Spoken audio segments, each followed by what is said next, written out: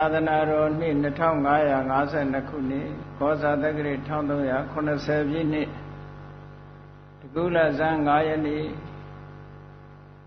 ရန်ကုန်တိုင်းစမ်းချောင်းမြို့နယ်အောင်ချမ်းသာရပ်ကွက်တိရိမင်္ဂလာလမ်း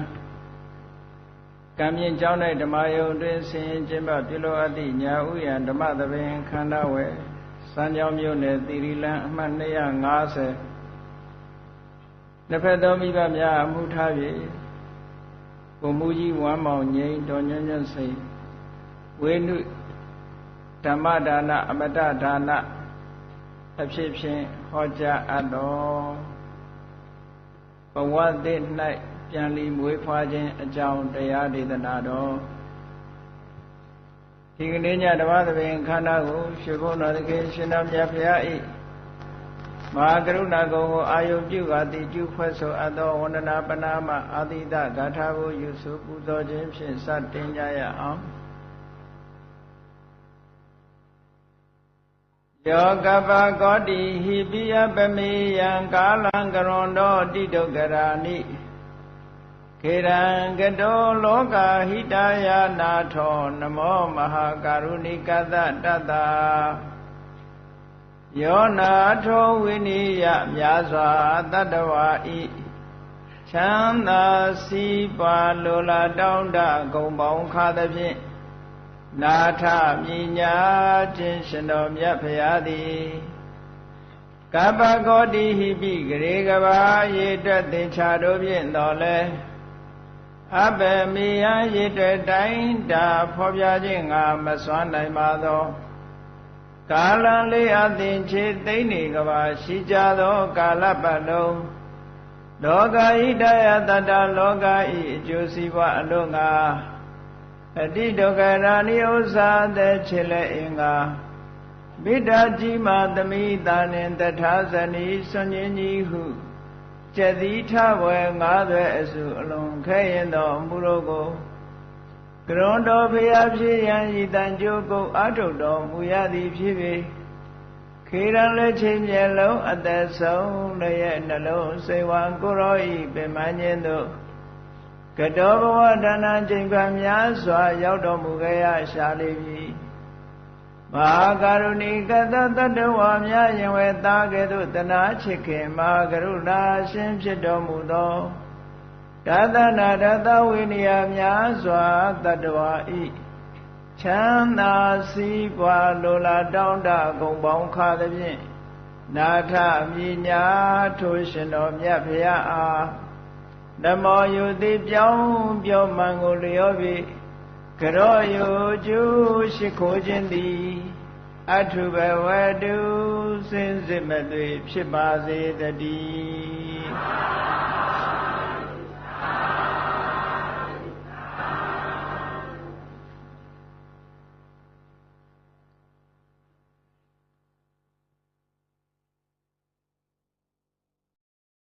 ဘဝသစ်၌ပြန်လီမွေးဖွားခြင်းဆိုတာဘုရားမြတ်စွာဟောကြားတော်မူခဲ့တဲ့ဒေသနာတော်တွေထဲမှာပုဏ္ဏဘဝဆိုတဲ့စကားလုံးလေးတွေပါလေးရှိတယ်ဓမ္မစကြာတရားတော်ထဲမှာလည်းယာယံတဏပောနောဘဝိကတဖန်ဘဝသစ်ကိုဖြစ်စေတတ်သောဆိုပြီးတော့တဏှာရဲ့စွမ်းရည်တတ္တိကိုဖော်ပြတဲ့နေရာမှာပောနုဘဝိကောတဖန်ဘဝသစ်ကိုဖြစ်စေတတ်တဲ့ဟာတဏှာလို့သူတို့သုဒ္ဓံတွေမှာလည်းပဲတဏှာကိုဘဝနိတ္တိဘဝကိုဆောင်တတ်တဲ့တရားဘဝတစ်ခုကနေတစ်ခုသယ်ဆောင်သွားတဲ့တရားဒီလိုဟောကံနဲ့ပတ်သက်လာလို့ရှိရင်လည်းမြတ်စွာဘုရားဘဝဂါမီဘဝကိုရောက်စေတတ်တဲ့ကံလို့ဘဝနဲ့ဆက်လျင်းပြီးတော့ဘဝသစ်၌ပြန်လီမွေးဖွားခြင်းနဲ့ဆက်လျင်းပြီးမြတ်စွာဘုရားကပုဏ္ဏဘဝဆိုတဲ့စကားလုံးကိုအသုံးပြုခဲ့တာရှိဒီနေရာမှာဗုဒ္ဓဘာသာတွေစစ်ကဓမ္မလွန်ဘဝနဲ့ပတ်သက်ပြီးတော့ အမြင်ရှင်းဖို့အမတန်မှခက်ခဲတယ်တခြားဘာသာဝါဒတွေနဲ့ရောရှဲပြီးတော့ဒီနေရာမှာမမရင်းရင်းဖြစ်တတ်တယ်ဘုရားမြတ်စွာကလည်းကံနဲ့တန်တရားအကြောင်းကိုဟောတယ်ကောင်းကံဆိုးကံဆိုတာတွေလုံးလို့ကောင်းကံဆိုးကံတွေကဖန်တီးတဲ့ဘဝတစ်ခုကိုရကြတယ်ဆိုတာဘုရားဘာသာကလက်ခံတာမဟုတ်ဘူးဘုရားဘာသာရဲ့ဘုရားမြတ်စွာပွင့်ရာဖြစ်တဲ့ဟိုအိန္ဒိယနိုင်ငံမှာရှိတဲ့ဗြဟ္မဏဘာသာသို့မဟုတ်ဟိန္ဒူဘာသာတို့ကလည်းဒါတွေကိုလက်ခံထားတယ်ခြားဘာသာတွေကလည်းလက်ခံထားတာရှိတယ်ကွဲပြားခြားနားမှုကိုသဘောမပေါက်လို့ရှိရင်တူညီတယ်လို့ဒီလိုပဲအောက်မေ့ကြတယ်မတူညီတဲ့အချက်တွေအများကြီးရှိတာမန်ကြည့်မယ်ဆိုလို့ရှိရင်သူတို့လည်းတဏှာအကြောင်းကိုရှင်းပြတယ်သူတို့လည်းကံဆိုတာလက်ခံတယ်ကံနဲ့တဏှာကိုပြောကြတဲ့နေရာမှာအတန်တူးနေသည့်အတွက်ကြောင့်အနှစ်သာရပိုင်းမှာတူးတဲ့ရောင်ရှိပြီးတော့ဘုရားဝါဒသည်ဟိန္ဒူဝါဒကပေါက်ဖွာလာတာပါလို့ဟိန္ဒူစာရေးဆရာတွေကတော်တော်များများရေးကြတယ်အဲ့လိုဟိန္ဒူစာရေးဆရာတွေကဟိန္ဒူ ism ဆိုတဲ့အထက်မှာရေးဘယ်လိုထိအောင်ရေးတော့ဆိုBuddha was born in Hindu မြတ်စွာဘုရားဟိန္ဒူထဲမှာပဲဟိန္ဒူအဖြစ်မွေးလာတယ်တဲ့ Buddha was living in Hindu Buddha died in Hindu နဲ့ဆိုပြီးတော့ဟိန္ဒူထဲမှာမွေးဟိန္ဒူထဲမှာနေပြီးဟိန္ဒူထဲမှာသေတယ်ပေါ့အတိပ္ပယ်ကတော့ Buddhism ဆိုတာဟိန္ဒူ ism ရဲ့ပေါက်ဖွာလာတဲ့အရာတစ်ခုလို့ဒီလိုယူဆပြီးတော့ပြောကြတယ်အဲ့လိုယူဆပြောဆိုချက်တွေဟာအနှစ်သာရဘိုင်းကိုမသိလို့တူတယ်ထင်ပြီးတော့ပြောနေအပေါ်ရာအပြင်တန်တရားလဲတယ်ဆိုတာဟုတ်တယ်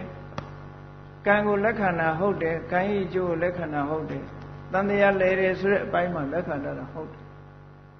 ကြီးမားတဲ့ကွဲပြားခြားနားချက်ကြီးကဘာလဲဟိန္ဒူအစ္စလာမ်မှာတန်တရားလဲတယ်ဆိုတာဘယ်သူလဲတာတုံးဆိုတော့အတ္တလို့ခေါ်တဲ့ထာဝရဘုရားကဖန်ဆင်းထားတဲ့ထာဝရမြဲနေတဲ့အရာလေးတစ်ခုကလဲတာအတ္တကတန်တရားလဲတာထိုအတ္တမှာယုတ်တည်နံနေရှိတယ်အဲ့ဒီအတ္တကိုဘယ်သူကဖန်ဆင်းတာတုံးဆိုဇမာကြီးကဖန်ဆင်းထားတယ်အဲ့ဒီအတ္တကိုနာမည်မျိုးမျိုးနဲ့ခေါ်လို့ရတာပေါ့ဟိန္ဒူအစ္စလာမ်မှာဆိုအာတမန်လို့ဒီလိုသုံးတယ်အာတမန်တို့ပရတမန်တို့ဆိုတာရှိပရတမန်ဆိုတာက universal soul ကိုပြောတာဇမာကြီးကနေဇမာကြီးကိုပရတမန် universal soul အဲ့ဒီ universal soul ဆိုတဲ့ဖန်ဆင်းရှင်ကြီးကနေပြီးတော့ individual soul လို့ခေါ်တဲ့အသီးသီးသောတ attva တွေရဲ့အတ္တကိုဖန်ဆင်းပေးတယ်လို့ဟောဒီလိုဖန်ဆင်းမှုကိုလက်ခံပြီးတော့တန်တရားအကြောင်းကံအကြောင်းကိုရှင်းပြတာသူတို့ပြောတဲ့ကံသူတို့ပြောတဲ့တန်တရားဆိုတာဖန်ဆင်းထားတဲ့အတ္တကလေးတန်တရားလဲတာကိုပြောတာနော်ထိုအတ္တလေးရဲ့လှုပ်ဆောင်ချက်တွေကိုကံလို့ပြောတာဒါသူတို့အခြေခံအဲ့တော့ကာမဝါဒချင်းတူပေမဲ့လို့အနှစ်သာရပိုင်းအခြေပြုတာချင်းအလွန်ကွာခြားတယ်ဒါကြောင့်မို့လို့အင်္ဂလိပ်ဘာသာမှာ reincarnation ဆိုတဲ့စကားလုံးလေးတစ်ခုရှိတယ် Cambridge ကထုတ်တဲ့ dictionary တွေကိုကြည့်လိုက်တော့ reincarnation နဲ့ပတ်သက်လို့ spirit ဆိုတဲ့အရာ spirit ဆိုတာခုနအတ္တကိုပြောတာဓမ္မလို့ပြောမယ်ဆိုလို့ရှိရင်တော့ဝိညာဉ်တို့လိပ်ပြာတို့ဝိညာဉ်ကောင်တို့လိပ်ပြာတို့ဆိုမြန်မာတွေကအဲ့လိုပြောလို့ရှိတယ်အဲ့ဒီဝိညာဉ်တို့လိပ်ပြာတို့ဆိုတာဟာခန္ဓာကိုယ်ကြီးတစ်ခုအဟောင်းနှွမ်းသွားပြီဆိုရင်နောက်ခန္ဓာတစ်ခုကိုပြောင်းရွှေ့တယ်အဲ့လိုပြောင်းရွှေ့တဲ့အခါမှာဘယ်သူကရွေးချယ်ပေးတော့ဆိုကံကရွေးချယ်ပေးတာဘဝတစ်ခုကနေဘဝတစ်ခုဖြစ်နေတာဟာကံကြောင့်ဖြစ်တယ်ဆိုတာလည်းဟုတ်တယ် ဘဝတစ်ခုကနေဘဝတစ်ခုပြောင်းရွှေ့နေတယ်ဆိုတာဘယ်သူပြောင်းတာတုံးဆိုတဲ့နေရာကျတော့ကွာခြားသွားအဲ့ဒီအချက်ကလေးကိုမြင်ဖို့အမှန်တမ်းလို့ဘုရားဘာသာတွေလည်းပြောတာပဲလူဝင်စားနဲ့ပြောကြတယ်ဘယ်သူကတည်ပြီးဘယ်သူထဲဝင်စားတယ်လို့ပြောတာဒါအပြောအနေနဲ့တော့ဒီလိုပြောတာပြောလို့ရ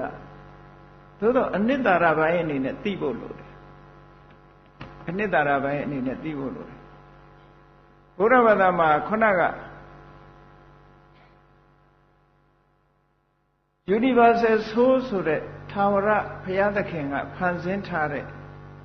အတ္တလို့ဆိုတဲ့အရာမရှိဘူး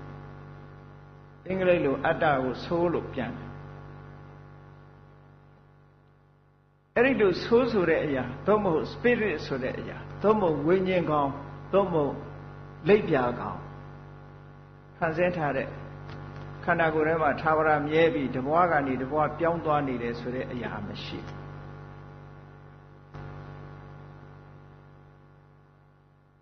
အဲ့တော့ reincarnation ဆိုတဲ့စကားလုံးကိုဖွင့်ဆိုတဲ့အခါမှာထာဝရမြဲနေတဲ့ spirit ဆိုတဲ့လူတွေသိဆုံးသွားတဲ့အခါလူတွေရဲ့တဏ္ဍာမှာဖြစ်တဲ့အသက်လိပ်ပြဝိညာဉ်ကောင်ဆိုတာဟာနောက်ခန္ဓာတစ်ခုကိုဝင်ရောက်ပြီးတော့သွားတယ်အဲ့ဒီခါမှာနောက်ခန္ဓာတစ်ခုမှသူကသွားပြီးတော့ဖြစ်ပေါ်လာတယ်ဒီခန္ဓာတစ်ခုကနေဖြစ်သွားပြီးတော့နောက်ခန္ဓာကိုယ်တစ်ခုမှဝင်ရောက်သွားတယ် reincarnation ရဲ့လက်ခံချက်က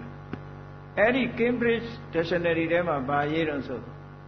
Hindu and Buddhist believe in reincarnation အရေးထားသူပြောတဲ့ Buddhist ကဘယ် Buddhist တုံးဆိုရင် Tibetan Buddhist ဖြစ်ထေရဝါဒ Buddhist က reincarnation ကိုလက်မခံဘူးနော် reincarnation ဆိုတာလူရဲ့အသက်လိပ်ပြဝိညာဉ်ကောင်ကနေပြီးတော့နောက်ထပ်တစ်ဘဝပြန်ကူးပြီးတော့ကူးပြောင်းသွားပြီးတော့ပြန်မွေးတယ်ဆိုတာကိုလက်မခံဒါလေးကပြန်မွေးတာမဟုတ်ဘူး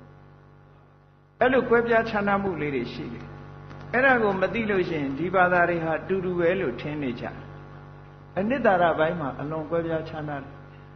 သူတို့ရှင်းပြချက်တန်တရားတို့ကံတို့ဆိုတာအတ္တကိုအခြေခံပြီးတော့မြဲတဲ့အရာလေးတစ်ခုရဲ့လိပတ်သွားလာနေမှုလှုပ်ဆောင်မှုတွေကိုကြည့်ပြီးကံလိပတ်သွားလာနေမှုကိုတန်တရားလို့ဒီလိုပြောတယ်သူတို့မှာတန်တရားကလွတ်တယ်ဆိုတဲ့နိဗ္ဗာန်ဟာဒီ individual soul တွေက universal soul နဲ့ပြန်ပြီးတော့ပေါင်းသွားတာကိုလွတ်မြောက်မှုမောက္ခလို့ဒီလိုခေါ်တယ်အဲ့တော့ဗုဒ္ဓဘာသာမှာအသက်တို့လိပ်ပြာတို့ဝိညာဉ်ကောင်တို့အတ္တတို့ဆိုတာမရှိဘူးဘာပဲရှိတော့ဆိုခန္ဓာ၅ပါးပဲရှိတယ်ရုပ်နဲ့နာမ်ပဲရှိတယ်အဲ့ဒီရုပ်နဲ့နာမ်ဆိုတဲ့ခန္ဓာ၅ပါးဟာဘယ်သူမှဖန်ဆင်းထားတာလည်းမဟုတ်ဘူးမြဲတဲ့အရာလည်းမဟုတ်ဘူးထာဝရပြောင်းလဲနေတဲ့အရာကြီးသာဖြစ်တယ်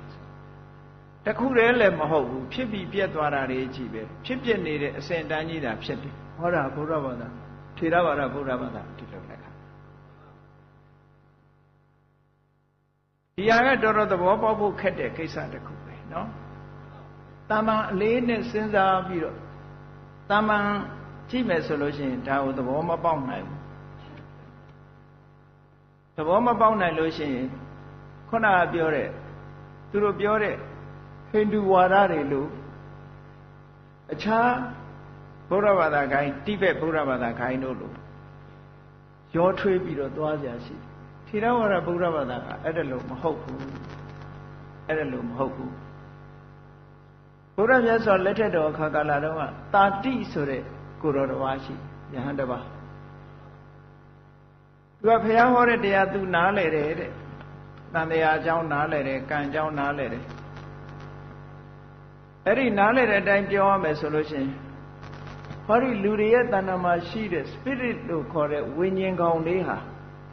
အဲ့ဒီဝိညာဉ်ကောင်လေးဆိုတာဘာတော့စကားပြောတတ်တယ်ခံစားတတ်တယ်ဟောဟိန္ဒူဝါဒယူဆတဲ့အတိုင်းစကားပြောတာဘယ်သူကပြောတာတော့အတ္တလေးကစကားပြောတာဝိညာဉ်ကောင်လေးကပြောတာဝိညာဉ်ကောင်လေးကရုပ်ခန္ဓာကိုအကြောင်းပြုပြီးတော့စကားပြောတယ်စိတ်ကိုအသုံးချတယ်စိတ်တို့ရုပ်တို့ဆိုတာဝိညာဉ်ကောင်လေးရဲ့အသုံးချပစ္စည်းလေးတွေပေါ့အဲ့ဒါကိုအတ္တနိယလို့ခေါ်တယ်သူပိုင်ဆိုင်တဲ့ပစ္စည်းဥပမာပဲကားရှိတဲ့လူကကားနဲ့သွားတယ်မဟုတ်လားကားမောင်းသွားအဲ့ဒါလိုပဲ ဒီခန္ဓာကိုယ်ကြီးကိုဘယ်သူကပိုင်ဆိုးထားတော့ဆိုအဲ့ဒီအတ္တကောင်လေးကနေဝိညာဉ်ကောင်လေးကနေပိုင်ဆိုးထားပြီးတော့သူကစကားပြောတတ်တယ်ခံစားတတ်တယ်ချမ်းသာတယ်ဝမ်းနည်းတယ်ပျော်ရွှင်တယ်ဆိုတဲ့ချမ်းသာမှုတွေသူခံစားတယ်ဝမ်းနည်းတာတွေရှိတယ်အဲ့ဒီတာတိယဟန်ကပြောတယ်အဲ့ဒီဝိညာဉ်လေးပဲတဲ့ဒီဝိညာဉ်လေးပဲတဘောကနေတဘောကူးနေတာလို့ဒါဗုဒ္ဓဘာသာယဟန်တော်တစ်ပါးနော်မြတ်စွာဘုရားလက်ထက်ကဗုဒ္ဓဘာသာယဟန်တော်တစ်ပါးတတေဝိဒံဝိညာဏံတန္တရတိတန္တာဝတိတဲ့သူပြောတဲ့စကားလုံးလေးကဟောဒီဝိညာဉ်ကောင်လေးသည်ပင်လင်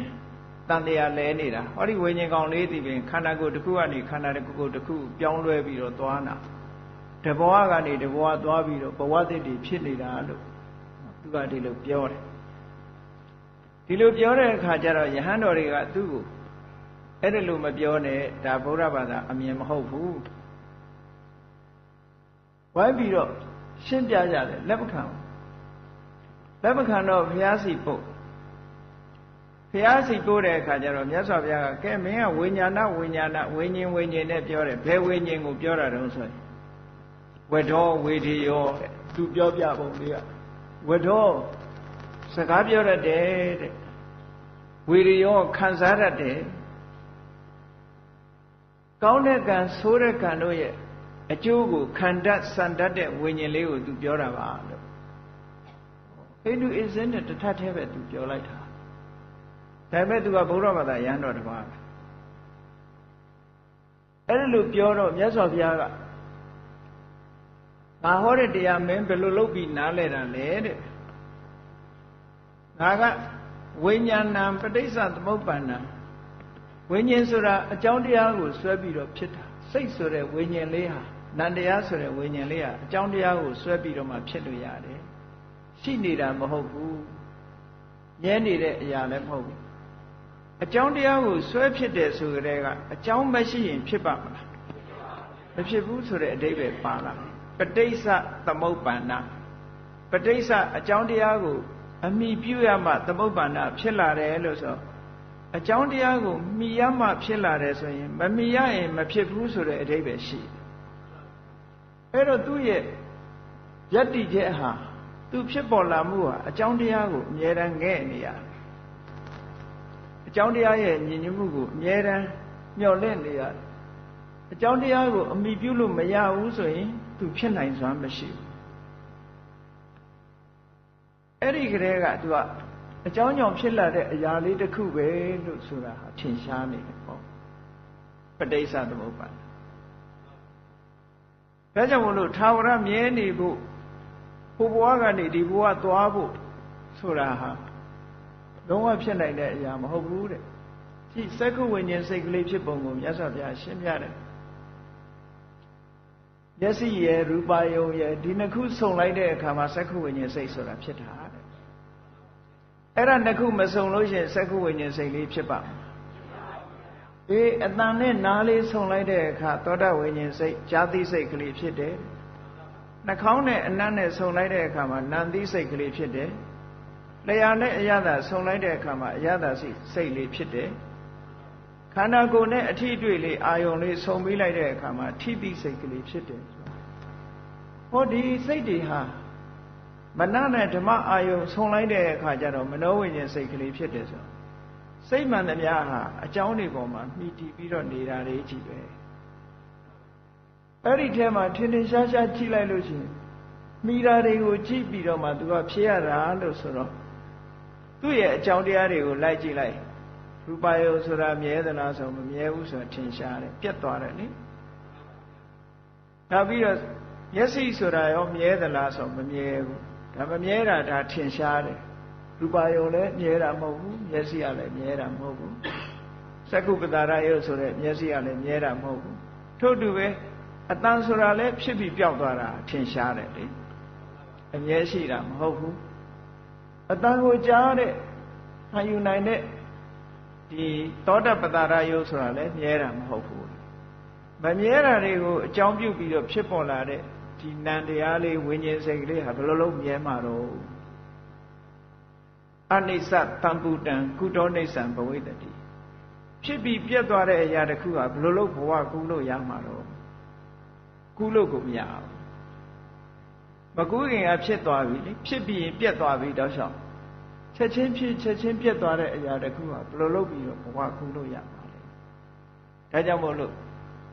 ဘုရားမြတ်စွာကတာတိယဟန်ကိုရှင်းပြတယ်ရှင်းပြပေမဲ့တာတိယဟန်ရဲ့အယူဆွဲဟာပျောက်မသွားဘူးဒါကြောင့်မို့အလွန်ခဲရင်တယ်နော်အလွန်ခဲရင်တယ်သစ္စာလေးပါးအကြောင်းရှင်းပြဖို့ခဲရင်တယ်လို့တတ္တဝါအကြောင်းတို့တန်တရားအကြောင်းတို့ပရိစ္ဆေသမုပ္ပါအကြောင်းတို့ဒါတွေပရိသေရီအကြောင်းတို့ဆိုတာရှင်းပြဖို့နားလည်နိုင်ခဲ့တယ်ပေါ့50ဇတ်တွေကိုဖတ်လိုက်တဲ့အခါမှာစာထဲမှာပါတယ်ယထာကမ္မံကတောကံအားလျော်စွာသွားတယ်ဆိုပုဂ္ဂိုလ်တူတယောက်ဟာဒီထွက်ပြီးတော့သွားတယ်လို့အဓိပ္ပာယ်မျိုးတွေရေးထားတာအများကြီးရှိတယ်သို့တော့ဒါကဝေါဟာရစကားအနေနဲ့ပြောရစကားအနေနဲ့ပြောတဲ့အရာဟာအနှစ်သာရပိုင်းမဟုတ်ဘူးကဲလူတွေပြောနေတာကိုကြည့်မယ်ဆိုတော့ဘာလို့နေတော့ထမင်းစားနေတယ်ဆိုသူထမင်းနဲ့စားတာလားဟင်းမပါဘူးလားလို့မေးရင်ဘယ်လိုလုပ်တခုပဲပြောတာပဲသူပြောတဲ့စကားဟာပြည့်စုံမဟုတ်ဘူးနော်အဲ့တော့နားလည်ရမှာကတစ်မျိုးထမင်းစားတယ်ဆိုကြတဲ့ဟာဟင်းနေနဲ့စားနေတယ်လို့ဆိုတာသဘောပေါက်တာဗျာအရေးကြီးတာတခုတည်းတင်သူပြောလိုက်တာပေါ့အခုလဲတန်တရားခရီးတန်တရားတွေကနေပြီးကံအားလျော်စွာဖြစ်သွားတယ်သို့မဟုတ်ဝင်စားတယ်လို့ပြောတာဘယ်သူကဝင်စားတာတော့ဘယ်သူမှဝင်စားစရာအကြောင်းမရှိဘူးဒီဘက်ကဟာတခုတည်းအဲ့ဒါကြောင့်မလို့ reincarnation ဆိုတဲ့စကားလုံးဟာသူကလူရဲ့ခန္ဓာကိုယ်ထဲမှာရှိတဲ့အတ္တကောင်လိပ်ပြာကောင်ဝိညာဉ်ကောင်ဆိုတာလေးဟာတည်တဲ့အခါကျတော့ဒီခန္ဓာရုပ်ခန္ဓာကိုယ်ကြီးပျက်စီးသွားတဲ့အခါကျသူကဒီခန္ဓာကိုယ်ကြီးကိုစွန့်ခွာသွားပြီးနောက်ခန္ဓာအသစ်ထဲမှာဝင်လာတဲ့ဒါသူတို့အယူဆနော်သူတို့အယူဆအဲ့ဒီမှာ Cambridge Dictionary ကရောရပြီးတော့ကြိတ်ထားတယ် Hindu and Buddhist believe in reincarnation တကယ်တော့ထေရဝါဒဗုဒ္ဓဘာသာမှာ reincarnation မရှိဘူးလို့ပြောလို့မှာနော် reincarnation ဆိုတာသာဝရမြဲနေတဲ့အရာဒီခန္ဓာတစ်ခုကနေခန္ဓာတစ်ခုပြောင်းပြီးတော့တန်တရားလဲနေတာကိုပြောတာဘုရားဘာသာမှာသာဝရမြဲနေတဲ့အရာကမရှိဘူးဘာလို့ဆိုအကြောင်းအကျိုးဆက်သွယ်နေတာမျှတာဖြစ်တယ်ဒါကြောင့်မို့မိလိန်နာပညာမှာနသတောနသအင်ညောသူလည်းမဟုတ်တခြားလည်းမဟုတ်လို့ပြောတာနော်နသတောနသအင်ညောအကောင်းပြီ reincarnation ဆိုတဲ့စကားလုံးကထေရဝါဒဗုဒ္ဓဘာသာနဲ့မဆိုင်ဘူးအခြားတချို့ဗုဒ္ဓဘာသာခွဲတွေခိုင်းခွဲတွေခုနတာတိယဟန်လို့လက်ခံထားတဲ့ပုဂ္ဂိုလ်မျိုးတွေနဲ့ပဲဆိုင်တယ်ထေရဝါဒဗုဒ္ဓဘာသာမှာပုဏ္ဏဘဝတဖန်ဘဝဆိုတာပဲသုံးတယ်ဘဝတဲ့၌ပြန်လီမွေးဖွားခြင်းသာပြောတာပြန်လီမွေးဖွားတယ်ဆိုကြတဲ့ကသူကအသစ်ဖြစ်တယ်ဆိုတဲ့အဓိပ္ပာယ်ရတယ်နော်သို့တော်ထိုအသစ်ဒီအဟောင်းနဲ့ဆက်ဆက်မှုရှိတယ်အသစ်ဟာအသစ်ပဲအဟောင်းကအသစ်ဖြစ်လာတာမဟုတ်ဘူးသူတို့ပြောတဲ့ reincarnation ဆိုတာဝိညာဉ်ကောင်လေးတစ်ကောင်လေးကနေလှက်ပတ်ပြီးတော့သွားလာတာခန္ဓာဟောင်းတို့အသစ်ပြောင်းတာပဲရှိတယ်သူတို့ကဥပမာတွေနဲ့ရေးထားတယ်ငှက်လေးတစ်ကောင်ဟာတစ်ပင်တစ်ပင်နားနေအဲ့ဒီတစ်ပင်လှဲလိုက်လို့ရှိရင်နောက်တစ်ပင်တစ်ပင်ပြောင်းရွှေ့သွားတယ်ပေါ့လူတစ်ယောက်ဟာလည်းအဝတ်တစ်ခုကနေအဝတ်တစ်ခုဟောင်းသွားရင်နောက်တစ်ခုအဝတ်တစ်ခုပြောင်းဝတ်တယ်အိမ်တအိမ်ကနေတခြားအိမ်တစ်ခုတည်းဝင်သွားတယ်ထို့တူပဲဟောဒီအတ္တလို့ဆိုတဲ့ဝိညာဉ်ကောင်လိပ်ပြကောင်လေးဟာဒီလူခန္ဓာကိုယ်ကြီးပျက်စီးသွားရင်ဒီခန္ဓာကိုယ်ကနေတခြားခန္ဓာကိုယ်ပြောင်းပြီးတော့ဝင်စားသွားတယ်လို့ဒီလိုပြောကြတယ်ဒါက Hinduism မှာပြောတဲ့စကား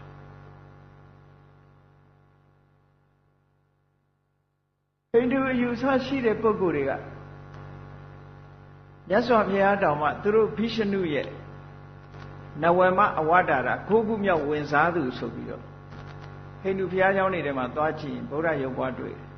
သွားပြီးတော့ဗုဒ္ဓဘာသာတွေကမယောင်နဲ့ဒုနဲ့တူတူပဲလို့အနှစ်သာရပိုင်းမှာအလွန်ကွဲပြားခြားနားမှုရှိတယ်နော်ဘုရားကို तू က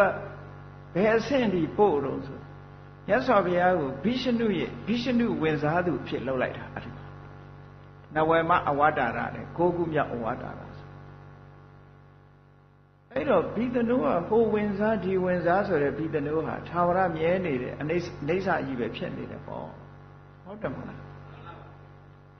သူကနေပြီးတော့လူလောကကြီးမှာတရားပြဖို့မတရားမှုတွေထွန်းကားနေသည့်အတွက်ကြောင့်ဘိသနုဆိုတဲ့နတ်ကြီးကလူလောကလူတွေကိုကယ်တင်ဖို့ဆိုပြီးတော့ဝင်စားလာတာတဲ့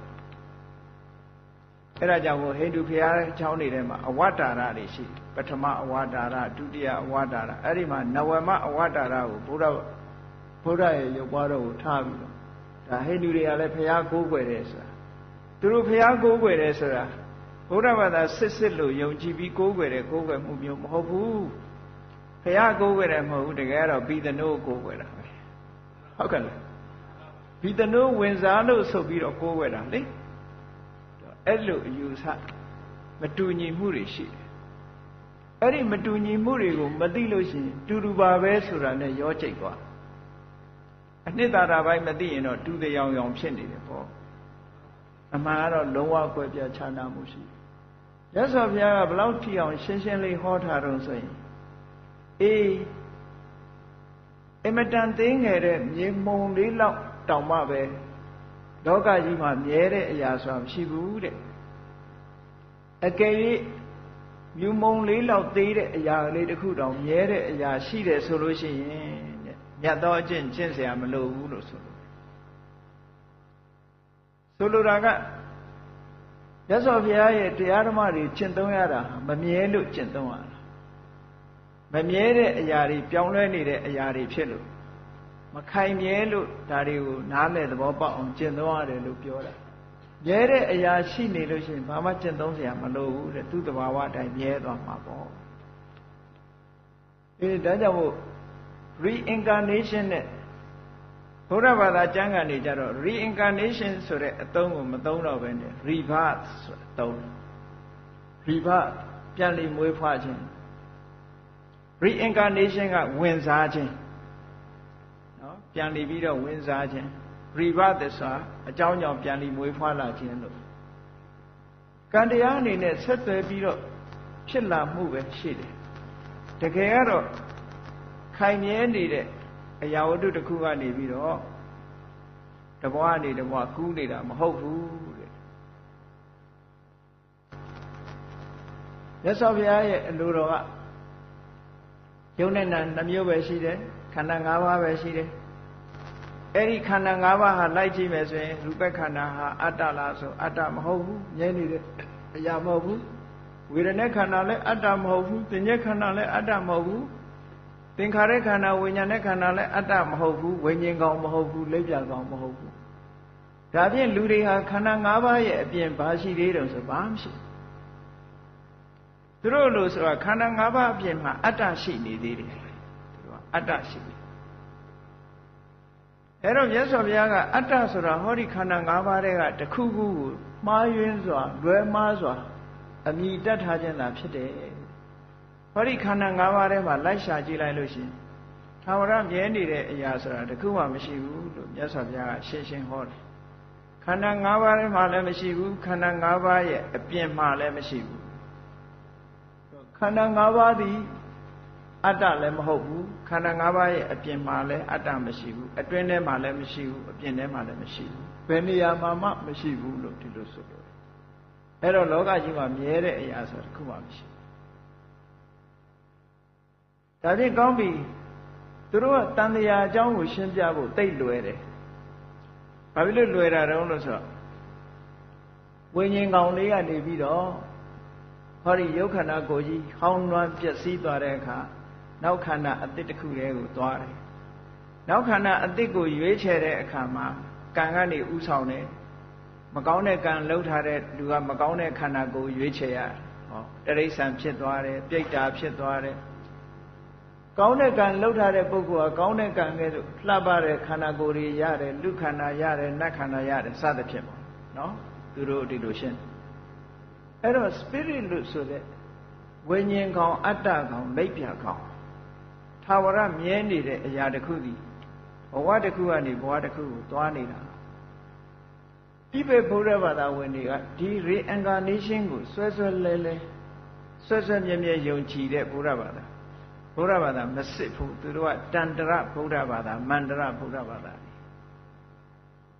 ဘုရားရဲ့တရားတော်ကိုလက်ခံတယ်လို့ဆိုပေမဲ့လို့အနှစ်သာရပိုင်းကိုလက်ခံတာမဟုတ်ဘူးတန်တရားအကြောင်းကံအကြောင်းရောထွေးပြီးတော့အစစ်အမှန်မရှိဘဲနဲ့အစစ်အမှန်ကသွေးဖီသွားတဲ့ပုံစံပြက်နေတဲ့ဗုဒ္ဓဘာသာမျိုးပဲဖြစ်တယ်အဲ့ဒါကိုဘုန်းကြီးတို့ဗုဒ္ဓဘာသာတွေကသေသေးချာချာမသိတဲ့အခါကျတော့တိဘက်ဗုဒ္ဓဘာသာတွေရွတ်တဲ့မန္တန်ကိုလည်းလိုက်ရွတ်ထားရှိတယ်။ဩမဏိပရမေဟောဒါတိဘက်တွေရွတ်တဲ့မန္တန်ကိုရွတ်တယ်။ထေရဝါဒဗုဒ္ဓဘာသာမှာဘာအဓိပ္ပာယ်မှမရှိဘူး။မဏိဆိုတာပရမညာနော်ပရမဆိုတာကြာတဲ့ကပရမညာတင်စားပြီးတော့သုံးတာသူတို့အဓိပ္ပာယ်ယူတာရှိသေးတယ်။သူတို့က reincarnation နဲ့ပတ်သက်တဲ့အဓိပ္ပာယ်တွေယူထားတာရှိတယ်အဲ့တော့တိဘက်ဗုဒ္ဓဘာသာဝင်တွေမှာ reincarnation ကိုအမတန်မှဦးစားပေးတယ်။လာမဘုန်းကြီးတစ်ပါးပြန်တော်မူပြီဆိုရင်ဘယ်မှာပြန်မွေးတယ်လဲဆိုတာလိုက်ရှာတယ်။သူကလည်းပဲသူ့စိတ်ထဲမှာလည်းပဲသူပြန်မွေးဖို့ပဲအမြဲတမ်းစဉ်းစားနေတာဆိုတော့ attachment ကရှိတယ်။အဲ့တော့အကုသိုလ်ကံမရှိဘူးဆိုရင်သူ့ရဲ့ဆန္ဒအတိုင်းသူကပြန်ပေါ်လာမှာပဲရိဘတဲ့အနေနဲ့ပြန်ပေါ်လာ။သို့တော့ဒီဘဝကပါသွားတဲ့ဒီဝိညာဉ်ကောင်လေးကနေပြီးဒီဘဝထွက်ပြီးဟိုဘဝမှာဝင်စားတာဒါမျိုးမဟုတ်ဘူးဘုရားဘာသာစစ်ဒါမျိုးမဟုတ်ဘူးအကြောင်းနဲ့အကျိုးဆက်ဆက်သွားရုံပဲရှိတယ်လို့ဒီလိုလက်ခံရဒါကြောင့်မလို့မြတ်စွာဘုရားကဘဝခုပုံနဲ့ပတ်သက်ပြီးတော့ရှင်းလင်းဟောကြားတဲ့နေရာမှာတာမန်ပုဂ္ဂိုလ်တွေအနေနဲ့နားလည်ဖို့အလွန်တရာခက်ခဲတယ်နားလည်ဖို့အလွန်ခက်ခဲတယ်အဲ့တော့နားလည်ဖို့ခက်ခဲတာခုနလိုသဘောပေါက်ရမယ်လူရဲ့ခန္ဓာကိုယ်ထဲမှာဝိညာဉ်စိတ်ဆိုတာဟာအကြောင်းတရားကြောင့်ပေါ်လာတာဖြစ်တယ်ဆိုင်ရာအကြောင်းကိုမှီပြီးတော့မှဖြစ်လာတယ်ဖြစ်လာပြီးရင်လည်းပဲချက်ချင်းပြည့်စည်ပြီးတော့သွားတယ်ရဲနေတဲ့အရာတစ်ခုမှမရှိဘူးဆိုတာကိုကြက်ကြက်နှလုံးသွင်းဖို့လိုအပ်တယ်ပေါ့အဲ့ဒီဖြစ်ပြနေတဲ့အစဉ်ဟာအကြောင်းရှိနေသေးတယ်မြတ်ဒါဒီအကျိုးတွေပေါ်ပြီးထိုအကျိုးတွေဟာရွေးရှားပြောင်းလဲပြီးတော့ဒီလိုသွားနေမယ်ဆိုတဲ့သဘောကိုနားလည်ဖို့လိုတယ်ဘုန်းကြီးတို့အခုတရားဟောနေတဲ့အတန်ပဲကြည့်တရားပွဲစလိုက်တဲ့အတန်တွေဟာပျောက်သွားပြီမဟုတ်လားမရှိတော့ဘူးเนาะအဲ့ဒါလိုပဲပျောက်နေတယ်ဆိုတာဟာထင်ရှားတယ်လေစကားဟာရှေးစကားနောက်စကားပြောနေတဲ့စကားရှေးစကားကအတန်တွေဟာပျောက်နေတာပဲအဲ့လိုပျောက်နေတယ်လို့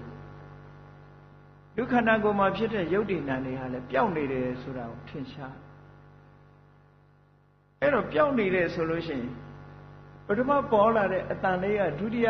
အတန်ဖြစ်လာတာလားလို့ဆိုမဟုတ်ဘူးဒုတိယအတန်ကသူ့အကြောင်းနဲ့သူဖြစ်လာပထမအတန်ကလည်းသူ့အကြောင်းနဲ့သူဖြစ်တယ်ဆိုပါစို့ ABCD လို့ရွတ်ကြည့်လိုက်မယ်ဆိုလို့ရှိရင်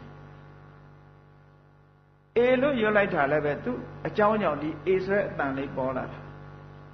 A ရွတ်ပြီးတဲ့အခါ A ပြောက်သွားမှ B ဆိုတာပေါ်လာတာအဲ့တော့ B က A လေးက B ဖြစ်လာတာလားဆိုတော့မဟုတ်ဘူး B ဖြစ်ဖို့ရလဲသူကသူရောက်ဆက်ရအကြောင်းကြောင့် B ပေါ်လာတာထို့တူပဲ C ဆိုတာလဲသူဆိုင်ရာအကြောင်းကြောင့်သူပေါ်လာတာ B ကနေ C ဖြစ်လာတာမဟုတ်ဘူးတခါ C ကနေပြီး D ဆိုတဲ့အတန်ကြားတဲ့အခါလည်းပဲဟော C ကနေ D ဖြစ်သွားတာမဟုတ်ဘူးသူဆိုင်ရာအကြောင်းနေနဲ့အကြောင်းနေနဲ့ပေါ်လာတာတွေကြီးပဲအဲ့ဒါမျိုးလိုပဲဘဝကူးလာတယ်ဆိုတာလေဆိုင်ရာအကြောင်းတွေတစ်ခုနဲ့တစ်ခုဆက်ဆက်မှုတော့ရှိဒီလိုအကြောင်းနဲ့အကျိုးနဲ့ပေါ်လာတာမျိုးသာဖြစ်တယ်လို့ဒါကြောင့်မို့တမလွန်ဘဝ၌တဖန်ဘဝတဲ့၌ပြန်လီမွေးဖွားခြင်းလို့ဆိုတာဟာလူတွေရဲ့ခန္ဓာကိုယ်မှာရှိတယ်လို့ထင်မြင်ယူဆပြီးမှားယွင်းစွာပြောဆိုနေကြတဲ့အသက်တို့လိပ်ပြာကောင်တို့ဝိညာဉ်ကောင်တို့ဆိုတာတွေကကူးပြောင်းပြီးတော့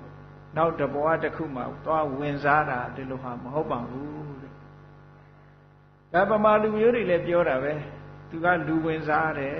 ဟိုဘွားတော့ကဘသူတဲ့ဒီလိုပြောတော့အဲ့ဒီတုန်းကလူကဒီရောက်လာတယ်လို့ဒီလိုပြောကြတယ်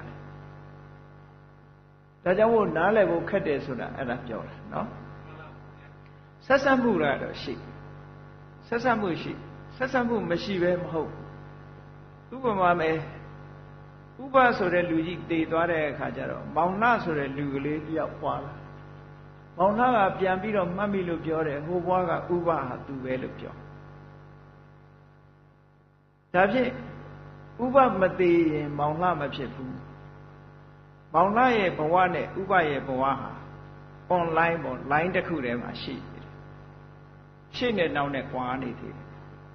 line တစ်ခုထဲမှာသာရှိတယ်သို့တော့ဥပရဲ့ယုတ်တိနံတွေခန္ဓာတွေကနေပြီးမောင်နှဖြစ်သွားတာတော့မဟုတ်ဘူး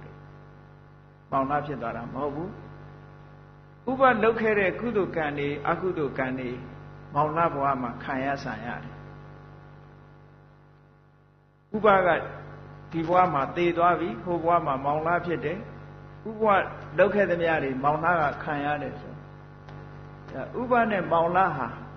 တယောက်တည်းလားလို့ဆိုရင်တယောက်တည်းမဟုတ်ဘူးနှစ်ယောက်လားဆိုရင်နှစ်ယောက်လည်းမဟုတ်ဘူးအကြောင်းအကျိုးဆက်ဆက်နေတယ်လို့ပဲပြောရနော်လိုင်းတစ်ခုထဲမှာရှိနေတယ်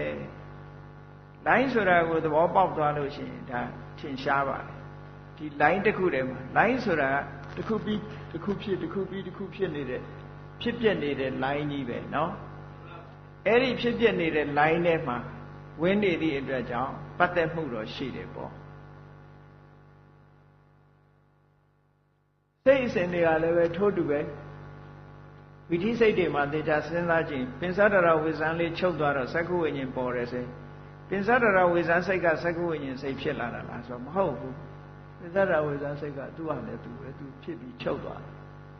တယ်တခါသက္ကုဝိညာဉ်စိတ်ချုပ်သွားတဲ့အခါတမ္ပတိဆိုင်စိတ်ပေါ်တယ်ဆိုတော့တမ္ပတိဆိုင်ကသက္ကုဝိညာဉ်စိတ်ကဖြစ်လာတာလားဆိုတော့မဟုတ်ဘူးအဲ့ဒါလို့စင်စစ်မပြတ်စိတ်တွေဟာရှေ့စိတ်တွေချုပ်သွားလို့နောက်စိတ်တွေပေါ်လာတဲ့သဘောမျိုးပဲရှိတယ်တဲ့အဲ့တော့ပင်စတရဝိဇ္ဇံစိတ်ကိုဥပလို့ပြောလို့ရှိရင်သက္ကုဝိညာဉ်စိတ်ကမောင်လှလို့ပြောလို့ရတာပေါ့သူတို့နှစ်ခုဟာ online ပဲ line တစ်ခုထဲမှာရှိနေကြ line တစ်ခုထဲမှာရှိနေတော့တူညီသောခံစားမှုတွေတူညီသောအခြေအနေတွေကိုတော့ရှိလာမှာပေါ့သို့တော့တထထီတူထီဆိုတာဒီလိုပြောလို့မရဘူးတဘာဝတရားအဲ့လိုကွဲပြားခြားနားမှုရှိတယ်ဒါကြောင့်မို့နားလည်မှုခက်တယ်လို့ဖြစ်ပျက်ကိုတဘာဝရဲ့ဖြစ်စဉ်ကြီးတစ်ခုကိုမသိဘူးဆိုလို့ရှိရင်ခေါဏ reincarnation ဆိုတာကိုလွယ်လွယ်နဲ့လက်ခံပြီးသွားမယ်ပေါ့ဘုရားဘာသာဝင်ဖြစ်ပြီမယ်ဒီတာတိယဟန်တို့လိုလွယ်လွယ်မှားမှားအတွေးခေါ်တွေဖြစ်သွားနိုင်တယ်ပေါ့ဒီမြတ်စွာဘုရားကတော့ဒါကို reincarnation မဟုတ်ဘူးပုဏ္ဏဘဝတဖန်ဘဝဆိုပြီးပဋိစ္စသမုပ္ပါဒ်မှာအကြောင်းအကျိုးတွေအနေနဲ့မြတ်စွာဘုရားကထပ်ပြီးတော့ရှင်းပြတယ်တဲ့အဲ့လိုရှင်းပြတဲ့အခါမှာဘဝတစ်ခုကိုဖန်တီးတဲ့နေရာမှာဘယ်သူကအရေးပါဆုံးလို့ဆိုတော့မြတ်စွာဘုရားကအရေးပါတဲ့အကြောင်းတရားက၃ခုရှိတယ်အဝိဇ္ဇာရယ်တဏှာရယ်ကံရယ်လို့အကြောင်း၃မျိုးရှိတယ်ဘဝတစ်ခုကိုဖန်ဆင်းတဲ့နေရာဒါမှမဟုတ်ဘိဓမ္မထသင်္ဃာထဲမှာသင်္ဃာကျမ်းပါအဝိဇ္ဇာနုတယပရိခိတေနတဏှာနုတယမူလကေနသင်္ခါရေနဇနိယမနံလို့ဆိုပြီးတော့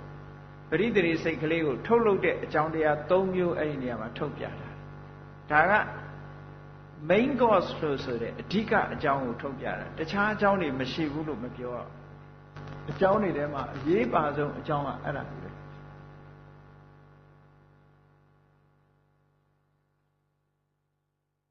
ီမဲ့စัจ जा တရားတော်မှာမြတ်စွာဘုရားကဒုက္ခသမုဒယဆိုတဲ့နေရာမှာတဏှာကိုအဓိကထားဟောခြင်းတယ်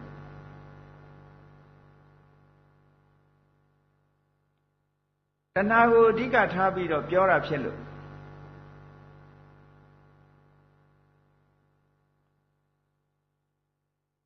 ကတမံစဘိက္ခွေဒုက္ခသမုဒယောအရိယသစ္စာ ဒုက္ခကိုဖြစ်စေတဲ့အရိယသစ္စာဆိုတာဘာလဲလို့မေးပြီးတော့ယာယံတဏပောနောဘဝိကနန္ဒီရာဂသဟကတတတ္တရတတ္တရာဘိနန္တိတိဆိုပြီးတော့မြတ်စွာဘုရားကတဏှာကိုအဓိကထားပြီးတော့ပြောဒုက္ခကိုထုတ်လုပ်တဲ့နေရာမှာတဏှာဟာအဓိကဒုက္ခဆိုတာနာမည်ပေးထားတာဘယ်သူကိုနာမည်ပေးတာလဲဆိုခန္ဓာ၅ပါးကိုနာမည်ပေးထားတာဟုတ်ကဲ့ယုတ်နံကိုနာမည်ပေးထားတာခန္ဓာ၅ပါးကိုနာမည်ပေးထားတာဒုက္ခသမုဒိယလို့ဒုက္ခလို့ခေါ်ရတဲ့ခန္ဓာ၅ပါးရဲ့အကြောင်းတရားဟာဘယ်သူလဲလို့ဆိုတဲ့အခါကျတော့တဏှာပါတဲ့အဲ့ဒီတဏှာကိုယာယံတဏှာပောနောဘဝိကာအဲ့ဒီစကားလုံးလေးရှိပောနောဘဝိကာဆိုတာပုဏ္ဏဘဝဣကပုဏ္ဏဘဝဆိုတာဘဝအသစ်နောက်ထပ်ဘဝတစ်ခုဣကဖြစ်စေတတ်တယ်လို့ဆိုတော့ဘဝရဲ့အဓိကအကြောင်းအနေနဲ့တဏှာလို့ရသော်ဗျာကဟောထားတယ်ဒီမစကြာတရားတော့ဘဝသစ်မှာဖြစ်နေတာဟောဒီအတွေ့အတာရှိလို့ဖြစ်တယ်လို့ပြောအဲ့တော့ဖြစ်တယ်လို့ဆိုတဲ့ကနေပြီးတော့ရဲနေတဲ့အရာတစ်ခုဟိုကနေသွားဒီကနေသွားတာမျိုးမဟုတ်ဘူးအကြောင်းရှိလို့ဖြစ်လာတယ်ဆိုတဲ့သဘောကိုပြောတာနော်တဏှာသည်ဘဝသစ်ကိုဖြစ်စေတတ်တယ်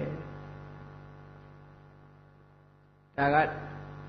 တပည့်ဆက်ကြမှာတဏှာကိုအဓိကထားပြီးတော့မြတ်စွာဘုရားဟော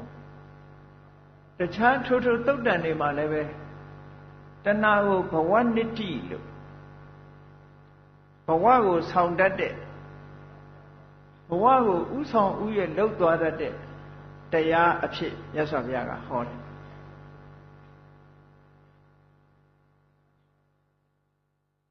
အဲ့တော့တဏှာတစ်ခုတည်းလှုပ်ထလားဆိုတော့မဟုတ်ဘူးတဲ့တဏှာကဘုသူစီကအကူအညီတွေရတော့ဆိုရင်အဝိဇ္ဇာရဲ့အကူအညီရအဝိဇ္ဇာကအာယုံရဲ့အပြစ်ကိုမမြင်ရအောင်ဖုံးကွယ်ပြီးတော့ပေးထားတယ်ပေးထားသည့်အတွက်ကြောင့်အဝိဇ္ဇာဖုံးထားတဲ့အာယုံအမှန်မသိတဲ့အခါမှာတဏှာကတွေ့တာမှုကိုဖြစ်လာတယ်အဲ့ဒီတဏှာတွေ့တာတဲ့အခါမှာကံလို့ခေါ်တဲ့သင်္ခါရတရားကတွန်းပို့လိုက်တာဘဝသစ်တစ်ခုရောက်လာတာဘယ်သူကိုတွန်းပို့တာတော့လို့မေးရင်တွန်းပို့เสียခေါင်းက reincarnation ကိုတွန်းပို့တာ spirit ကိုဝိညာဉ်ကောင်ကိုတွန်းပို့တာမဟုတ်ဘူးเนาะသူတို့သုံးဦးကနေစုပြီးတော့ဖန်ဆင်းလိုက်တဲ့အခါကျတော့အကျိုးတစ်ခုပေါ်လာတာကိုပြောပြတာခုနကတော့သက္ခုံစပဋိစ္စရူပိစဥပ္ပစ္စတိသက္ခုဝိညာဏမျက်စိနဲ့အဆင်းအာယုံလေးဆုံပြီးလိုက်တဲ့အခါသက္ခုဝိညာဉ်စိတ်ကလေးပေါ်တယ်လို့ဆိုတာလိုပဲအကြောင်းကြောင့်ပေါ်လာတဲ့အကျိုးတရားလေးတစ်ခုမျှသာဖြစ်တယ်ဘဝကူးတယ်ဆိုတာเนาะဆိုပါစို့မိချစ်ဖူးလေးကနေမိတောက်ကလေးပေါ်လာတယ်ဆိုတာဟာဘာကြောင့်ပေါ်လာတော့လို့သေချာမေးကြည့်လိုက် gas မိချစ်ဖူးမှာကြည့်ရင်ထဲထဲမှာ gas ရှိတယ်ဘိန်းလုံးရှိတယ်ဘိန်းလုံးအောက်ကအခန့်အမာရှိတယ်ဖိချစ်တဲ့လူရဲ့စွမ်းအားရှိတယ်အဲ့ဒီအကြောင်းလေးခုပေါင်းစုံလိုက်တဲ့အခါကျတော့မိတောက်ကလေးပေါ်လာတာမဟုတ်လားအဲ့တော့မိတောက်ကအကြောင်းလေးခုကနေပေါင်းစုံပြီးတော့ထုတ်လုပ်ပေးလိုက်တာတဲ့ဟောဘဝတစ်ခုကိုဖြစ်စေတယ်ဆိုတာအဲ့ဒါကနေအဲ့ဒီမိတောက်လေးဟာအတိတ်ဘဝကမိတောက်ကလေးကဒီကိုကူးလာတာမဟုတ်ဘူးလို့ဆိုနော်ဆိုင်ရာအကြောင်းကြောင့်ဖြစ်လာတယ်လို့ဒီလိုပြောလို့လားအဲ့တော့ဘဝတစ်ခုကိုဖန်ဆင်းပြီဆိုတဲ့အခါမှာအဝိဇ္ဇာရဲ့တဏှာရဲ့ကံရဲ့ဒီသုံးခုကနေစုပြီးတော့ဖန်ဆင်းလိုက်တယ်လူတွေဟာနေ့စဉ်နဲ့အမျှအသက်ရှင်နေတဲ့အချိန်မှာဘာတွေလုပ်နေကြတော့ဆိုလှုပ်တဲ့နာမလှုပ်တဲ့နာခွဲခြားမသိသည့်အတွက်ကြောင့်လှုပ်တဲ့နယ်ထင်တယ်မလှုပ်တဲ့ဘူးလို့ထင်တယ်လှုပ်တဲ့နာကိုမလှုပ်တဲ့ဘူးလို့ထင်တယ်မလှုပ်တဲ့နာကိုလှုပ်တဲ့နယ်လို့ထင်နေတယ်အဲ့ဒါတွေကအဝိဇ္ဇာကကာထားတာကာထားသည့်အတွက်ကြောင့်ထိုအာယုံဝဲရဲ့အကျိုးအကြောင်းကိုသဘာဝအမှန်ကိုမသိသည့်အတွက်ကြောင့်တွေ့တာမှုတွေမမောမှုတွေလိုချင်မှုတွေဆွဲလန်းမှုတွေပေါ်လာတယ်ဟောအဝိဇ္ဇာတွေကလည်းအင်အားကောင်းလာတယ်တဏှာတွေကလည်းအင်အားကောင်းလာတယ်တွေ့တာမှုတွေကိုအကြောင်းပြုပြီးတော့ရလုံမှုနဲ့ကြိုးပမ်းမှုတွေရောပေါ်မလာဘူးလားအဲ့ဒီကြိုးပမ်းမှုတွေအလုံးဟာကံအရာမြောက်သွားတယ်ပေါ့စိတ်ရဲ့လှုပ်ဆောင်မှုနှုတ်ကလှုပ်ဆောင်မှုကာယ ကိုတိလက်ရောက်လှုပ်ဆောင်မှုလို့ဆိုတဲ့လှုပ်ဆောင်မှုတွေနဲ့ကံရဲ့အရာလူရဲ့တဏ္ဍာမှာဖြစ်ပေါ်ပြီးတော့လာတယ်အဲ့ဒါကြောင့်မလို့နေ့စဉ်နဲ့အမျှလူတွေရဲ့တဏ္ဍာမှာကံတွေဟာစွမိဆောင်းမိဖြစ်ပြီးတော့စွမ်းအားတတ္တိအပြည့်နဲ့လူတွေရဲ့စိတ်အစဉ်ထဲမှာဖြစ်လာအဲ့ဒီဖြစ်လာတဲ့ကံတရားတွေဟာစွမိဆောင်းမိဖြစ်နေတော့ဘဝတစ်ခုကိုဖန်ဆင်းကြတော့မယ်ဆိုလို့ရှိရင်လက်ရှိဘဝကြီးမချုပ်သေးတဲ့၍သူတို့ကလုံးလို့မရသေးဘူးကံအသစ်တရားလက်ရှိဘဝကြီးကုံဆုံးတဲ့အချိန်လေးမှာသူတို့ဝိုင်းပြီးတော့ဘယ်လိုလုံးကြသလဲဆိုတာဒီဘဝကကူးသွားတာမဟုတ်ဘူးဆိုပါစို့မနေ့ကပြောခဲ့တဲ့အတိုင်းဘဝနေကုန်သေဆုံးခြင်းဆိုတဲ့ဥပမာလေးနဲ့ပြောရမယ်ဥပဆိုတဲ့လူကြီးတယောက်ယောဂါတွေဖြစ်လို့ခုနသေခြင်းလေးမျိုးတွေကအကြောင်းတစ်ခုခုနဲ့သူသေတော့မယ်လို့ဆိုတဲ့အချိန်လေးပါဥပရဲ့အသက်တို့လိပ်ပြာတို့ဝိညာဉ်ကောင်တို့ကထွက်သွားပြီးတော့မောင်လာခန္ဓာကိုယ်ထဲရောက်သွားတာမဟုတ်ဘူးနော်အဲ့ဒီဥပကြီးသင်္ကေဇောနဲ့မျောနေတဲ့အချိန်မှာကြည်အကျိုးတရားတွေကိုထုတ်လုပ်မဲ့ဘာတွေရှိတော့ဆိုအဝိဇ္ဇာရှိတယ်သူ့ရဲ့တဏ္ဍာမှာဖြစ်နေတဲ့အဝိဇ္ဇာရှိတယ်တဏှာရှိတယ်ကံရှိတယ်အဲ့ဒီမှာဥပကြီးသင်္ကေဇောနဲ့မျောနေတဲ့အချိန်မှာသူလုပ်ခဲ့တဲ့အမှုတွေဟာသူ့ရဲ့စိတ်အာယုံကိုလွှမ်းမိုးပြီးတော့ပေါ်လာတယ်တေကံဤဆက်ဆက်မှာလွှမ်းမိုးပေါ်လာအဲ့ဒီပေါ်လာတဲ့အရာတွေဟာကံရင်လည်းဖြစ်မယ်ကမ္မနမိတ်တွေရင်လည်းဖြစ်မယ်ဂတိနမိတ်တွေရင်လည်းဖြစ်မယ်ဒီလိုဆိုလို့နော်သူလုပ်ခဲ့တဲ့ကံတွေဟာသူ့တဏ္ဍာမှာအသစ်အနေထားမျိုးထပ်ပေါ်နေတယ်သို့မဟုတ်သူကံလုပ်ခဲ့တဲ့အချိန်ကအကျိုးပေးခွင့်ရပြီးအလှည့်ကျတဲ့ကံကအဲ့ဒီနေရာရောက်လာတဲ့ကံကစွမ်းအားအရှိဆုံးကံကရှေ့တန်းတက်လာပြီးတော့ဥပရဲ့မျက်စိထဲမှာဖြစ်စေနားထဲမှာဖြစ်စေနှာခေါင်းထဲမှာဖြစ်စေလျှာထဲမှာဖြစ်စေခန္ဓာကိုယ်မှာဖြစ်စေစိတ်ထဲမှာဖြစ်စေဓဝရ6ပါးမှာလွှမ်းမိုးပြီးတော့အဲ့ဒီအာယုန်တွေကဝင်ရောက်လာတယ်တဲ့အိမ်မက်ထဲမှာမက်နေတယ်လို့ဝင်ရောက်လာတဲ့အခါကျတော့သင်္ကေဇောနဲ့မျောနေတဲ့ဥပရဲ့စိတ်တွေဟာအဲ့ဒီအာယုန်ပေါ်မှာနေမျောတယ်အဲ့ဒီအာယုန်တွေကသူ့ကိုလွှမ်းမိုးနေတယ်အဲ့ဒီလွှမ်းမိုးနေတဲ့အချိန်ကလေးမှာဒီဘွားကကံကနေပြီးတော့ချုပ်ငိမ့်သွားတဲ့အတွက်ကြောင့်သုတိဆိုတဲ့စိတ်ကလေးနောက်ဆုံးအနေနဲ့ဖြစ်လိုက်တယ်ကံပစာယုတ်တွေကလည်းအတိတ်ကအခုလက်ရှိဘဝကံရဲ့လုပ်ငန်းတွေပြီးသွားလို့ဒီဘဝကလည်းရုပ်လဲရုပ်သိမ်းလိုက်ရောခုနကလွှမ်းမိုးထားတဲ့အာယုန်တွေပေါ်ရှိရာကိုအဝိဇ္ဇာကနေပြီးတော့အဲ့ဒီအာယုန်တွေရဲ့သဘာဝကိုမသိအောင်ဖုံးကွယ်ပေးထားတယ်တဏှာကအဲ့ဒီအာယုန်တွေပေါ်မှာဥပကြီးက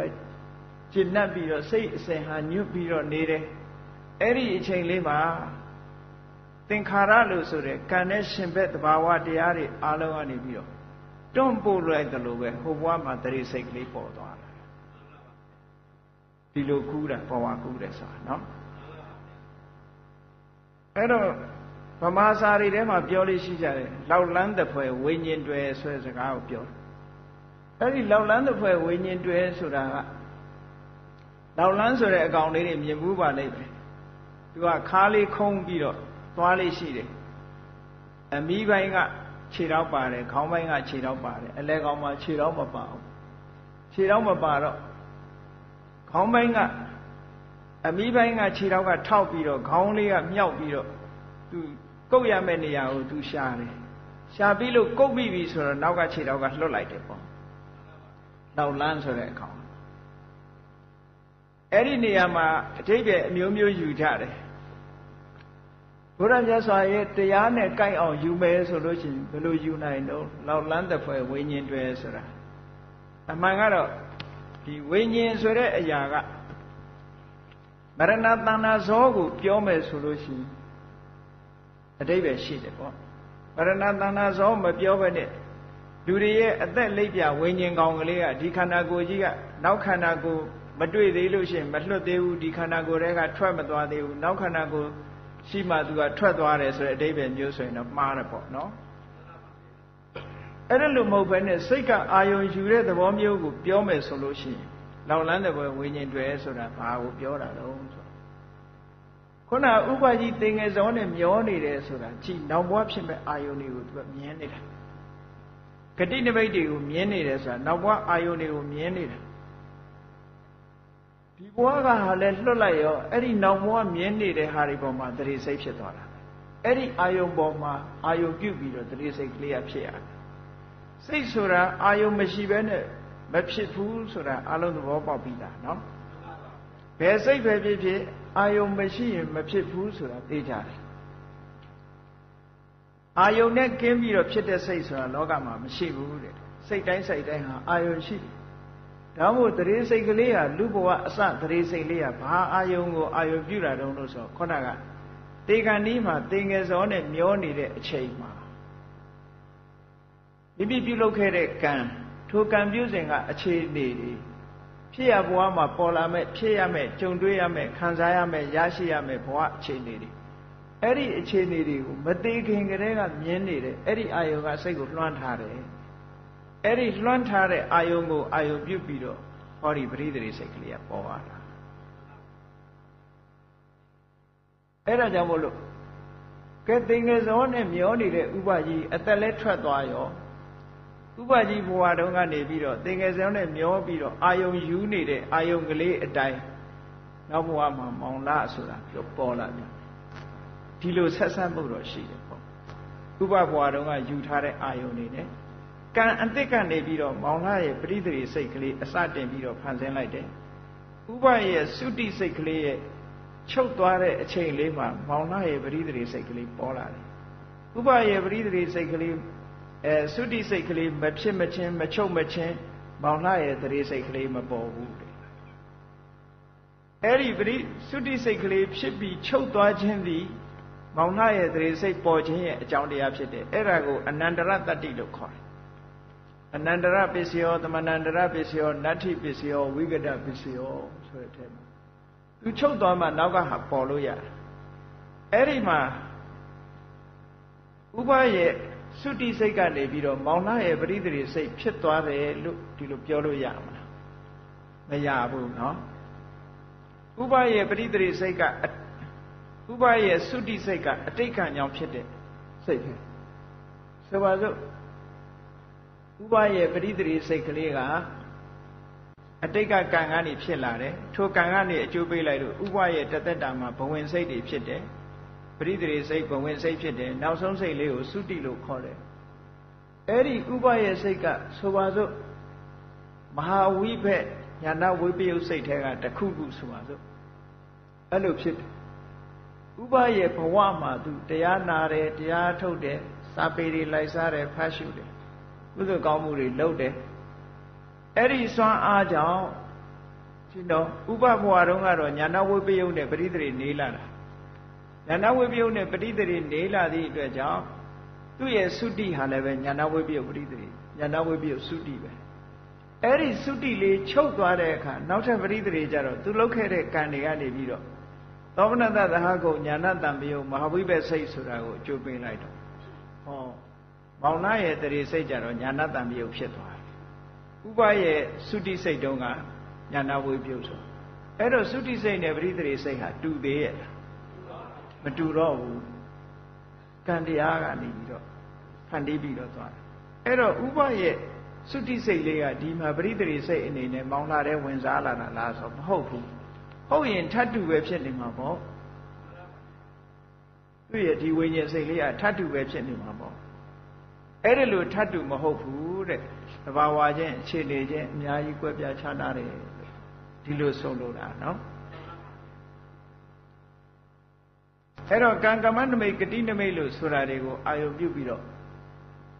လူတွေမှာကောင်းတာလုပ်တာရှိတယ်မကောင်းတာလုပ်တာရှိတယ်ကောင်းတာလုပ်လို့ရှိရင်ကောင်းတဲ့ကံရဲ့စွမ်းအားနဲ့ကောင်းတဲ့အရေးတွေပေါ်တယ်မကောင်းတာလုပ်တဲ့ပုဂ္ဂိုလ်ကြတော့မကောင်းတဲ့စိတ်တွေရဲ့စွမ်းအားနဲ့မကောင်းတဲ့ကံရဲ့စွမ်းအားနဲ့မကောင်းတဲ့အရေးနမိတ်တွေပေါ်လာတယ်အဲ့ဒီပေါ်လာတဲ့အပေါ်မှာတရေမျိုးစိတ်လေးကကျသွားတာတဲ့ဒါကြောင့်မို့မြတ်စွာဘုရားကဘဝတုတ်တန်နှစ်ခုပထမဘဝဒုတိယဘဝလို့ဆိုတဲ့ဒုတိယဘဝတုတ်ပထမဘဝတုတ်ဒုတိယဘဝတုတ်ဆိုတာအင်္ဂုတ္တရနိကေတိကနိဗ္ဗာန်မှာရှိတယ်အဲ့ဒီမှာကျတော့ကံကိုအဓိကထားပြီးတော့ဟောတယ်မြတ်စွာဘုရားကမ္မံခိတံဝိညာဏံဘိသံတဏတဏိဟောအဝိဇ္ဇာနိဝရဏနာတဏတန်ယောဇနာနာ ဒီနှစ်ခုရဲ့အကူအညီရှိတယ်အဝိဇ္ဇာနိဝရဏဆိုတာအဝိဇ္ဇာကစိတ်ကိုဆုပ်ပိတ်ထားလိုက်တယ်ဆုပ်ပိတ်ထားလိုက်တယ်ဆိုတာ तू မမြင်စေချင်တာတွေမမြင်အောင်ဆုပ်ပိတ်ထားတယ်ဆိုလိုတာကသဘာဝကိုမမြင်အောင်ဆုပ်ပိတ်ထားတယ်အဝိဇ္ဇာဖုံးထားလိုက်တယ်အဝိဇ္ဇာဖုံးထားလိုက်သည့်အတွက်ကြောင့်အဆိုးကိုအကောင်းမြင်တယ်အကောင်းကိုအဆိုးမြင်တယ်ဟောကြောင်းမြန်နေမြင်ကုန်တယ် तू ကအမှန်မမြင်အောင်သာလုပ်တာမမြင်အောင်လုံးဝကွယ်တာမျိုးမဟုတ်ဘူးအဝိဇ္ဇာဆိုတာနော်ဒါကြောင့်မလို့အဝိဇ္ဇာကိုတဘာဝသာရဏလက္ခဏာလို့ဒီလိုခေါ်တယ်တဘာဝသာရဏဆိုတာတကယ်အစစ်မှန်ကိုမမြင်အောင်ဖုံးတာအကုန်လုံးကိုဖုံးတာလို့ပြောတာမဟုတ်ဘူးတကယ်အစစ်မှန်ကိုမမြင်အောင်ဖုံးတယ်ဆိုတော့အစစ်မှန်မဟုတ်တာတွေကိုပြတယ်ဆိုတာအဓိပ္ပာယ်မရပေဘူးလားအစစ်ကိုဖုံးထားတယ်ဆိုရင်အတုကိုပြထားတယ်ဆိုတဲ့စကားလုံးဟာအဓိပ္ပာယ်အလိုလိုပါပြီးသားဖြစ်သွားတယ်ပေါ့အတုကိုပြထားတယ်အဝိဇ္ဇာအဲ့လိုအတုကိုပြထားတဲ့အခါတဏှာတန်ရောစနာတဏှာကတွဲလိုက်တယ်ခြီလိုက်တယ်နှောင်လိုက်တယ်တွေ့တာလိုက်တယ်အဲ့ဒီအာယုံပေါ့တဏှာနှောင်ကြိုးကခြီလိုက်တယ်တတ္တဝါဟာဒီအာယုံတွေကဘယ်လိုလုပ်ယုံထွက်လို့ရတော့အဲ့ဒီအာယုံလေးထဲမှာနစ်မျောနေတဲ့အချိန်မှာကံကနေပြီးတော့မျိုးစေ့ချထည့်လိုက်တယ်အဲ့ဒီမျိုးစေ့ချထည့်လိုက်တာအဲ့ဒီကံကဒီနေရာမှာအရေးကြီးဆုံးကဘယ်သူလဲလို့ဆိုရင်ကမ္မံခိတ္တံလို့ဝိညာဏံဘီဇံလို့သုံးတာဘယ်ဝိညာဉ်ကိုပြောတာတုံးလို့ဆိုတော့အဘိသင်္ခါရဝိညာဉ်အဘိသင်္ခါရဆိုတာဘဝတစ်ခုကိုဖန်ဆင်းနေတဲ့ဝိညာဉ်ဆိုတာမရဏတဏ္ဍဇောနဲ့ရှင်တွဲပြီးတော့လာတဲ့ကံတရားမရဏတဏ္ဍဇောကဒီအာယုန်တွေကိုယူထားတာနော်အဲ့ဒီမရဏတဏ္ဍဇောဝိညာဉ်စိတ်ဟာတတိမျိုးစိတ်လေးကိုချပေးလိုက်တယ်ကံတရားတွေစွာဒီလိုဆိုလို့တယ်နော်အဲ့ဒီနေရာမှာကံဟာလေမြေနဲ့တူပြီးတော့တဏှာကအစေးနဲ့တူတယ်ဝိညာဉ်ကမျိုးစေ့နဲ့တူတယ်အဲ့ဒါကြောင့်မို့ဘဝအပင်လေးတစ်ခုဟာပေါက်လာရတယ်ဒီလိုဆိုလို့အဲ့တော့အပင်ပေါက်လာတယ်ဆိုတဲ့ကဒီကနေသွားပြီးတော့ဝင်စားတာမဟုတ်ဘူးအကြောင်းတွေကြောင့်စုပေါင်းပြီးတော့ဖြစ်သွားတာဖြစ်တယ်ဒါကဘဝတစ်ခုတတ္တဝါတွေဟာဘဝတစ်ခုကူးပြီးတော့ဘဝတစ်ခုမှာဖြစ်ပုံဒီလိုခေါ်တာ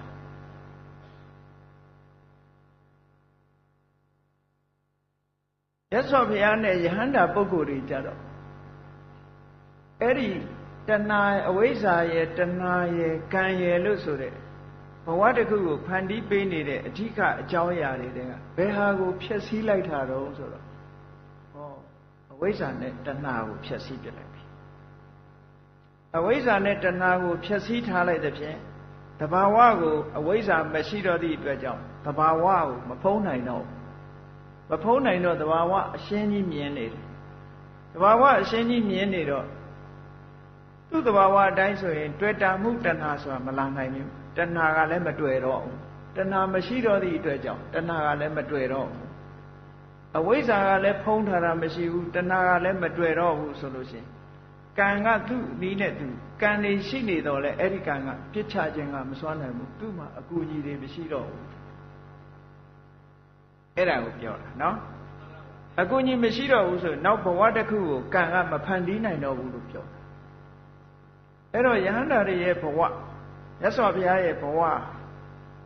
ကံတရားတွေကအတိတ်ကကံတရားရှိနေသေးတော့လည်းပဲ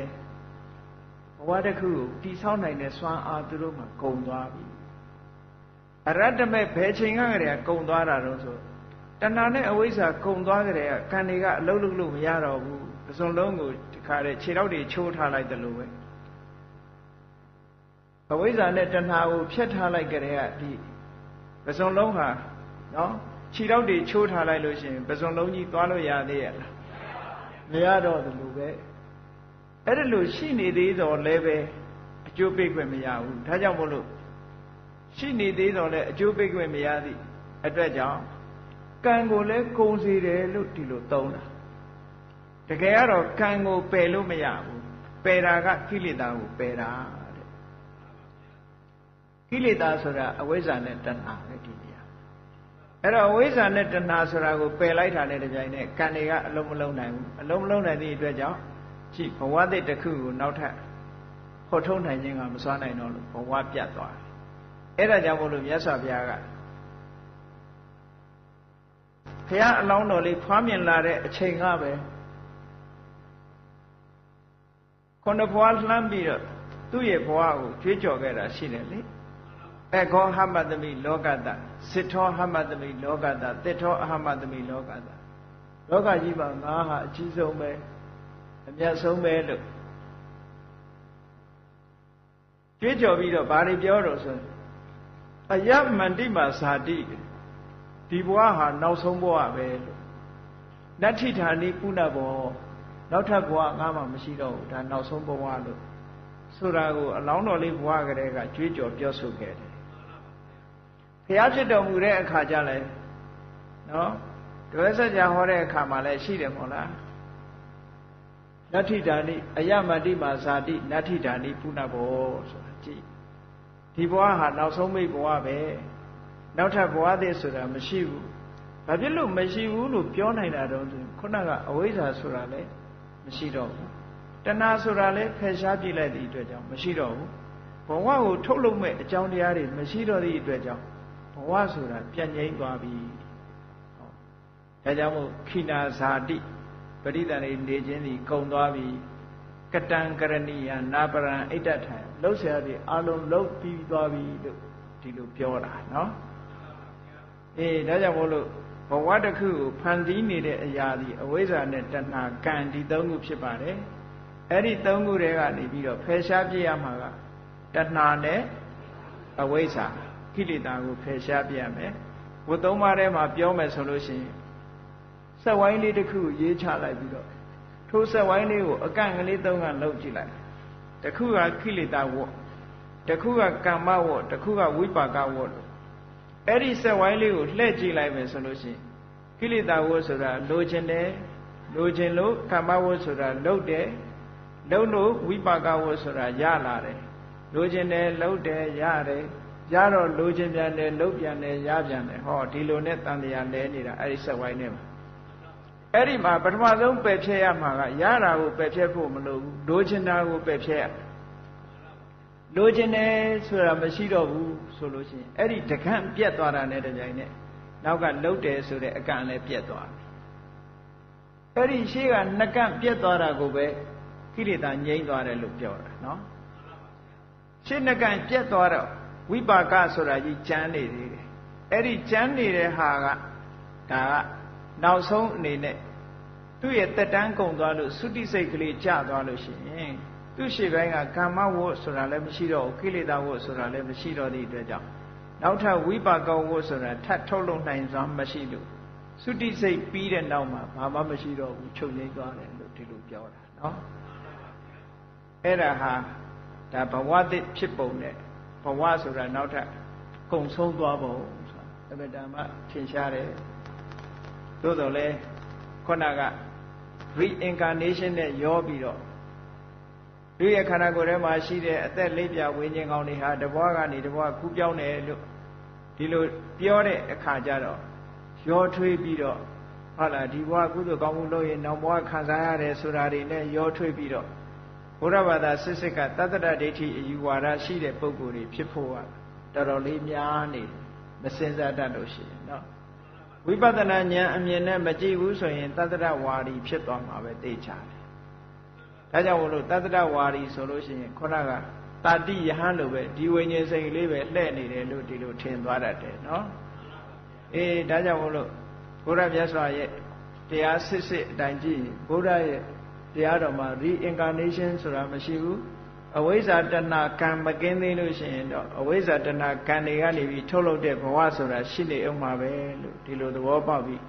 တို့တဲ့ရဲ့တဏ္ဍာမှာဖြစ်တဲ့အဝိဇ္ဇာနဲ့တဏှာကိုဖယ်ရှားနိုင်အောင်တို့ကြိုးစားကြရမှာလို့ကိုယ်စီသဘောပေါက်ပြီး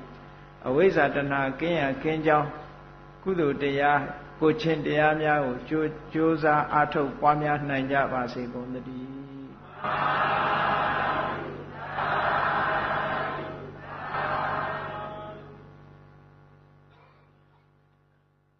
မေတ္တာပို့တတ္တဝါများစွာ